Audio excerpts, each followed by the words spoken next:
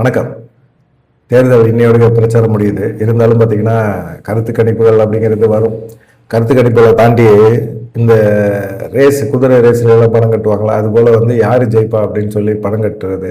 அது மாதிரி ஒரு சந்தா பஜார் அப்படின்னு சொல்லிட்டு ஒரு கருத்து கணிப்பு. அவங்க வந்து என்னன்னு கேட்டிங்கன்னா, இது வந்து ஒரு தேர்தல் ஆணையம் நடத்துகிற ஒரு அங்கீகரிக்கப்பட்ட ஒரு நிறுவனம் நடத்துகிற ஒரு கருத்து கணிப்பு அதெல்லாம் கிடையாது. இது வந்து அங்கீகரிக்கப்படாத ஒரு கருத்து கணிப்பு. இந்த அங்கீகரிக்கப்படாத கருத்து கணிப்பு எப்படின்னா, இவங்க தான் ஜெயிப்பாங்க அப்படின்னு சொல்லிட்டு ஒரு சூதாட்டம் மாதிரி. அந்த கருத்து கணிப்பு கூட வெளியே இருந்திருக்கு. அந்த கருத்து கணிப்புகள் வந்து பார்த்தீங்கன்னா, எல்லாத்துலேயும் தமிழ்நாடு, மேற்கு வங்காளம், கேரளா, அஸ்ஸாம் இந்த மாதிரி எல்லா மாநிலங்களையும் இப்போ சட்டமன்ற தேர்தல் நடக்குது. இந்த தேர்தல் நடக்கிற இடங்கள் எல்லாத்துலேயுமே இந்த சந்தா பஜார் அப்படிங்கிற ஒரு கருத்து கணிப்பை வெளியிட்டிருக்காங்க. இது வந்து ஒரு யூகத்தின் அடிப்படையில் நடத்தப்பட்ட ஒரு கருத்து கணிப்பு தான்.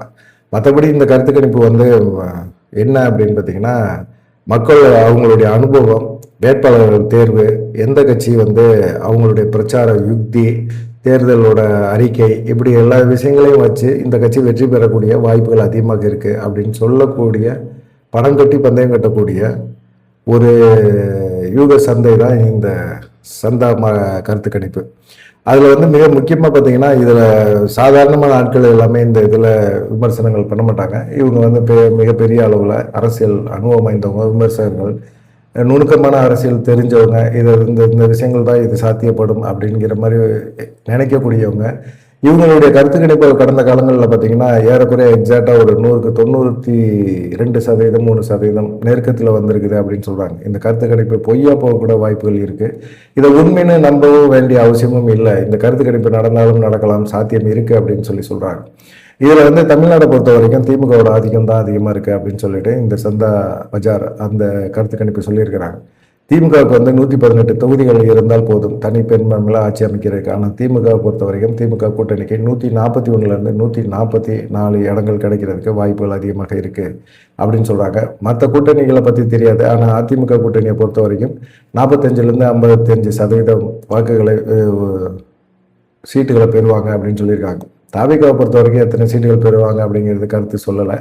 அவங்களுடைய கருத்தை தாவேகாவை பொறுத்த வரைக்கும் அவங்க வந்து ஹோல்டுலேயே வச்சிருக்கிறாங்க. மற்றபடி வந்து பார்த்தீங்கன்னா, திமுக 141லேருந்து 144 தொகுதிகளை வெற்றி பெறதுக்கு வாய்ப்பு இருக்குது. அதிமுக 45லேருந்து 55 தொகுதிகள் கூட்டணி வெற்றி பெறதுக்கு வாய்ப்புகள் இருக்குது அப்படின்னு சொல்லியிருக்காங்க.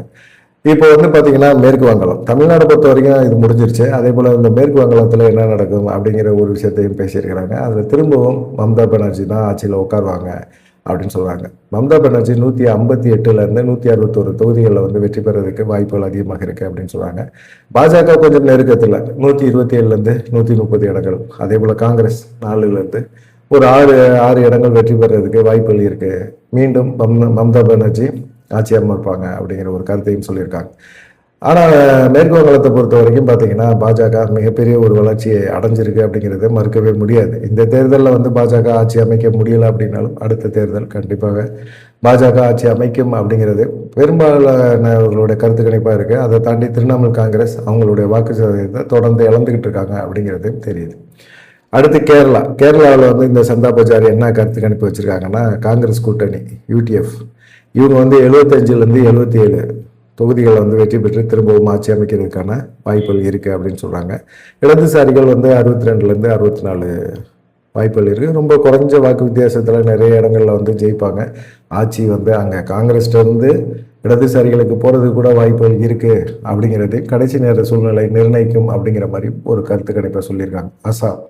அசாமில் வந்து இப்போ வந்து பாஜக தான் கூட்டணி, என்டிஏ ஆட்சி தான் இருக்குது. அவங்க 97லேருந்து 99 இல்லை 100 அந்த மாதிரி வாக்குகளை சீட்டுகளை பெறுவதற்கு வாய்ப்புகள் அதிகமாக இருக்குது அப்படின்னு சொல்லியிருக்காங்க. காங்கிரஸ் கூட்டணி வந்து கிட்டத்தட்ட 23லேருந்து 25 தொகுதிகளை பெறுவாங்க அப்படின்னு சொல்கிறாங்க.